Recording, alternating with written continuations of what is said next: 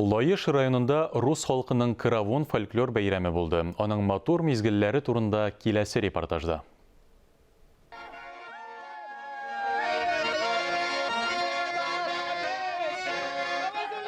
Буыннар арасындагы бәйләнешне, мәңгелек рухи хәзинәләрнең әһәмиятен ачыклый торган Каравон фестиваленә быел бөтен Россиядан 160-тан артык фольклор коллективы килгән. Каравонның хөрмәтле кунагы Татарстан Республикасы президенты Рөстәм Миңнеханов булды.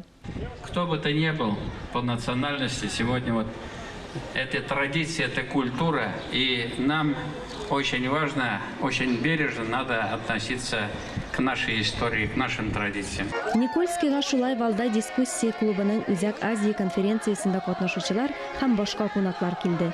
Аларны Лайыш районы башлыгы Илдус Зарипов озатып йөрде.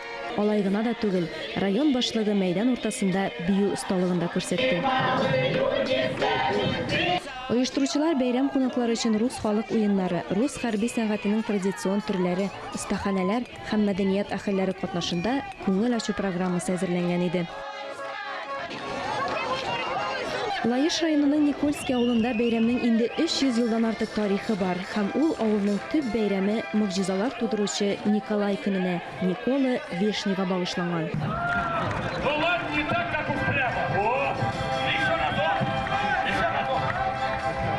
Каравон тамашачылар өчен рус халкының җырлау сәнгате, милли уеннары, аш-су үзенчәлекләре, көн күреше, милли киемнәре белән танышу, гомумән традицион һәм заманча рус мәдәниятен аңлау өчен менә дигән мөмкинлек.